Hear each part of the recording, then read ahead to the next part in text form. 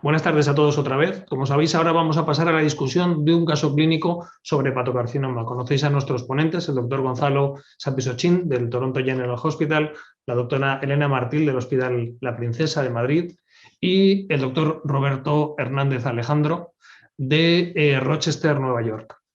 Voy a pasar a compartir pantalla.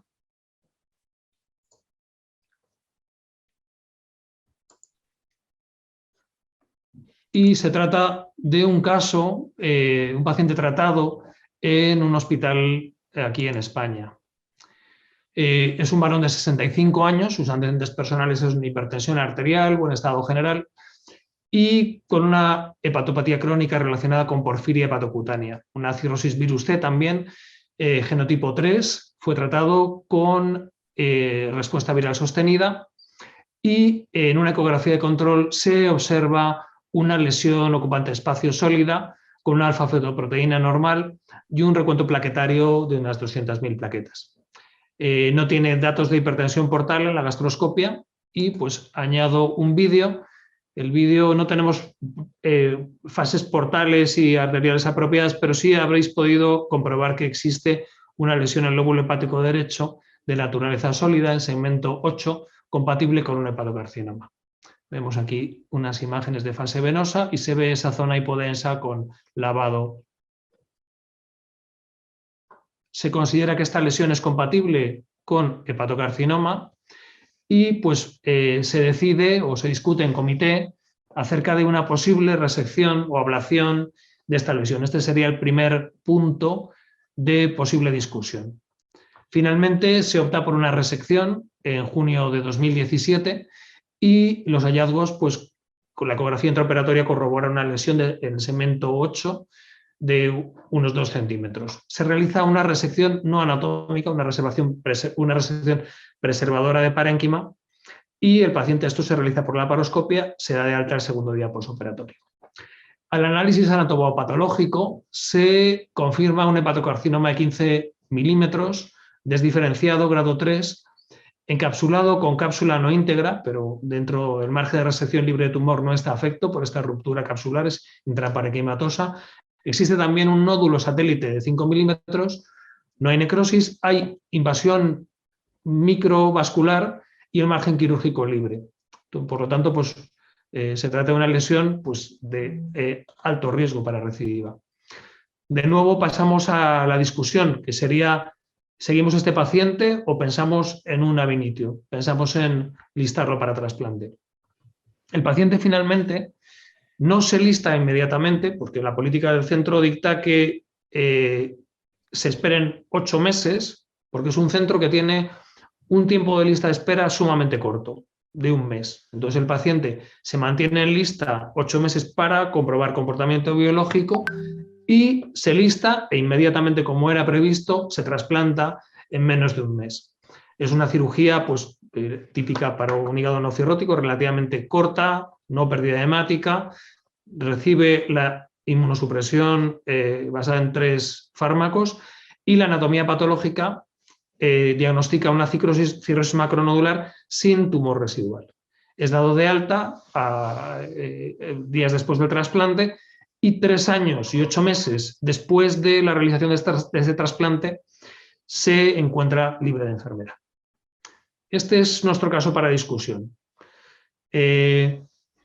Primer punto de la discusión, tal vez sería, una vez realizado este diagnóstico, ¿por qué optaríamos?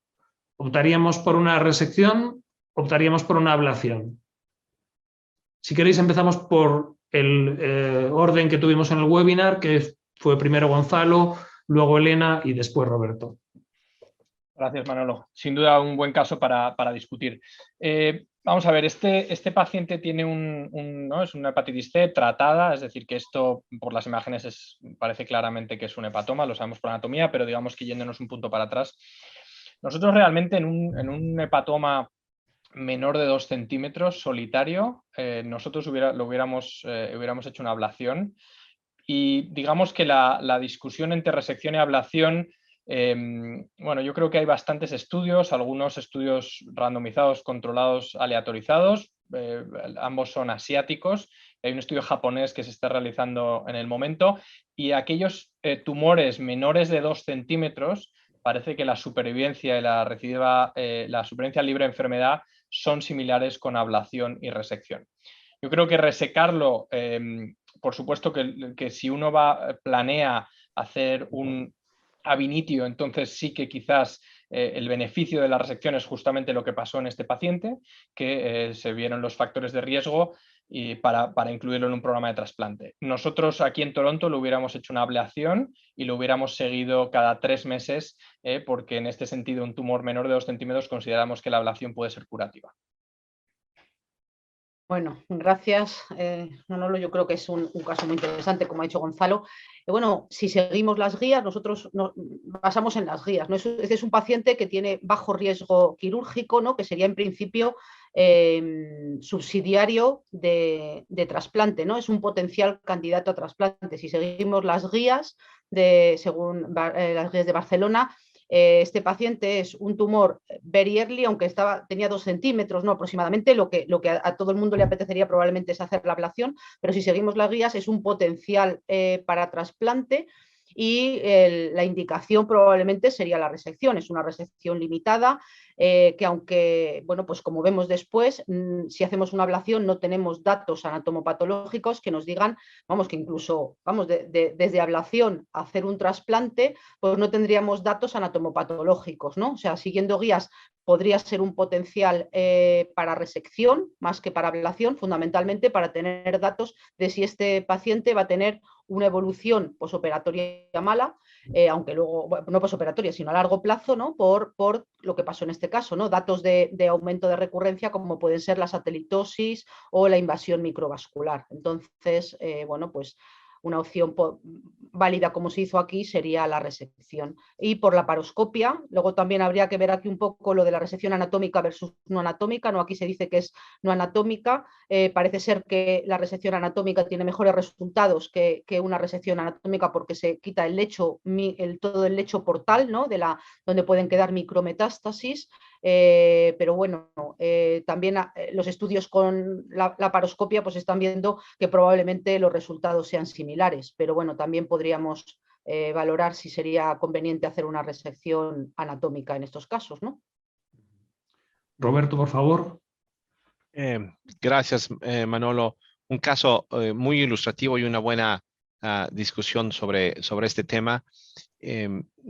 Desde luego, yo creo que no hay una decisión o una opción que sea la correcta. Yo creo que las dos pueden ser correctas y también depende muchísimo de la institución. En nuestro caso, aquí en mi institución o en mi previa institución, yo creo que este paciente hubiera ido a una ablación. Como sabemos, si es de 2, 3 centímetros, 1 centímetro, los resultados pueden ser muy similares. Sí es muy cierto lo que dice la doctora Martín Pérez, que no tendríamos mucha información histopatológica. Sin embargo, ya vi una biopsia que ya tenemos con algo de información, por lo menos del tumor, del grado de diferenciación. Sabemos el tamaño, pero en el seguimiento, durante ese tiempo nos va a hablar mucho de la biología tumoral. La presencia o no de recurrencia es lo que nos va a hablar. En las dos opciones, con ablación o una resección que fue no anatómica, pues los riesgos de recidiva al no hacer una ablación segmentaria o una resección anatómica, pues lógicamente puede ser muy similar. Pero hubiéramos evitado, creo yo, la cirugía y hubiéramos ido por ablación. Pero una vez más, creo que las dos respuestas pueden ser correctas. ¿Tiene sentido planificar biopsia y ablación simultáneas secuenciales?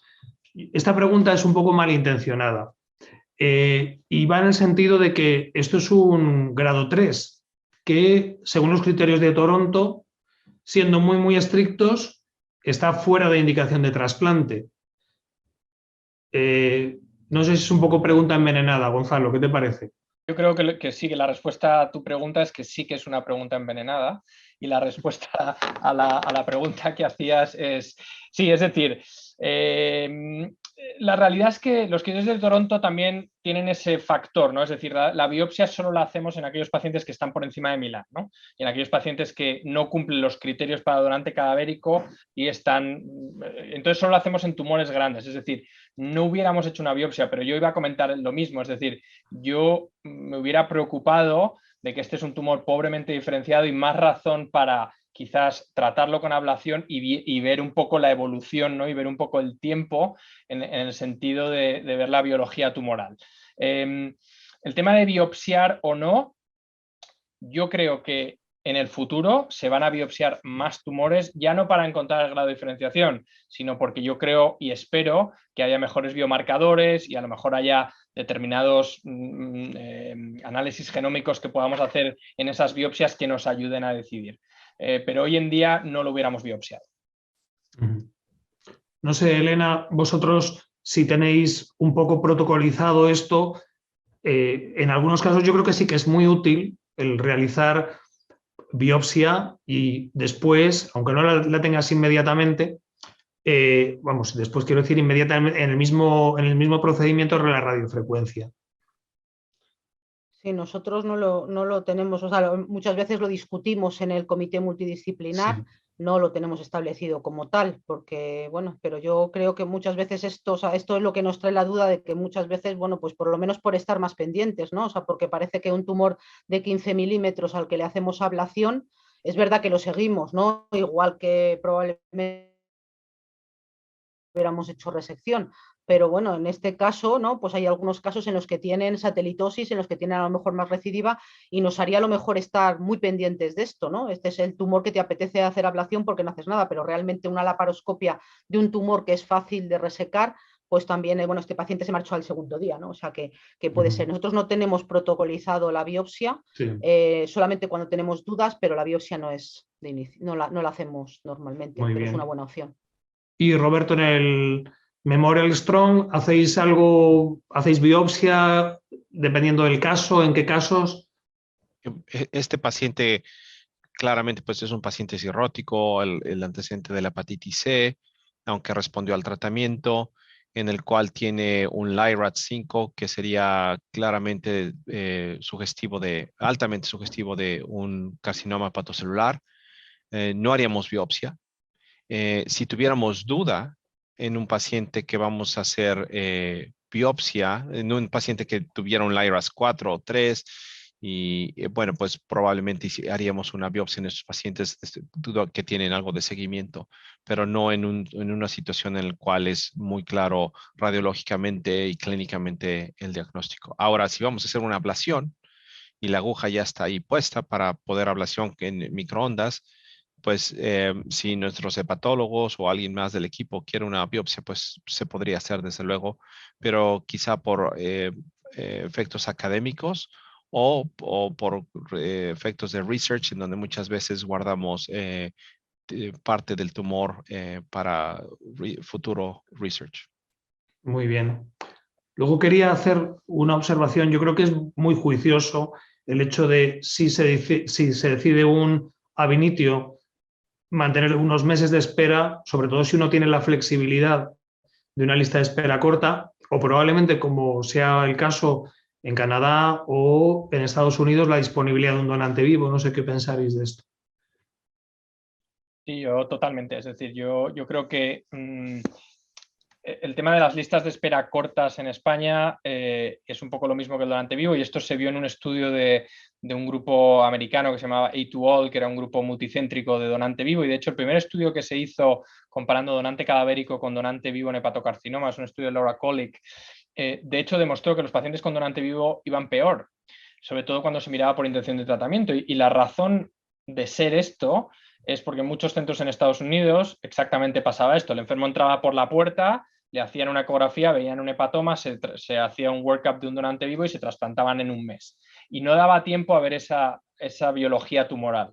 ¿Cuál es el tiempo de espera que deberíamos hacer? Bueno, en Estados Unidos ahora han implantado 6 meses, ¿no?, de tiempo de espera en cualquier paciente que está diagnosticado hepatocarcinoma. En este caso yo creo que muy juicioso, como dices tú, yo no hubiera saltado directamente a trasplantar al enfermo. Yo creo que dar un tiempo de espera, en este caso 8 meses, yo creo que es un poco arbitrario, son 6, son 8, son 3, pero seguro que un tiempo para ver un poco cómo evoluciona, ¿no? No lo hubiera trasplantado inmediatamente. No sé si Elena y Roberto compartís esta opinión.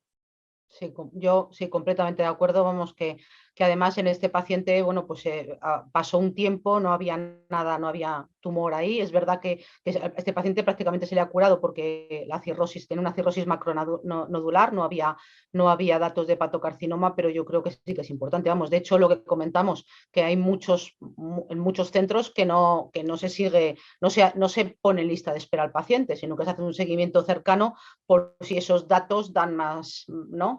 Sí. Dan posibilidad de recurrencia, o sea que habría que esperar. Yo lo que no sé es muy bien cuánto tiempo, porque yo no tenemos experiencia en esto, pero bueno, aquí no sé si alguien tiene mucha experiencia, podríamos decir algo con evidencia más o menos científica de cuánto tiempo deberíamos esperar para ponerle en lista de espera, ¿no? De acuerdo totalmente. No hay una necesidad de hacer un tratamiento, un trasplante de urgencias jamás en estas situaciones. El esperar, el ver el comportamiento tumoral es una prioridad, y eso como dice Gonzalo también, el número 6, de que sean 6 meses, pues quizás es algo arbitrario, pero esto se ha transportado a otros sistemas y a otros países en los cuales se sigue también esos 6 meses, y en otros diagnósticos también aproximadamente alrededor de 6 meses. Pero vamos, lógicamente, si esperaríamos un año, vamos a ver más recurrencias entre esos 6 meses y los 12 meses. Y cuando hacemos los trasplantes a los 12 meses, nuestros resultados van a ser mejor, lógicamente. Pero tenemos que encontrar el punto medio de cuánto es lo suficiente para poder disminuir la recurrencia y mejorar la sobrevida de los pacientes. Y todo depende también de los estándares y cuál es la benchmark que quisiéramos tener y ofrecer a los pacientes. Muy bien, pues tristemente se nos acaba el tiempo. Ha sido, yo creo que una discusión magnífica.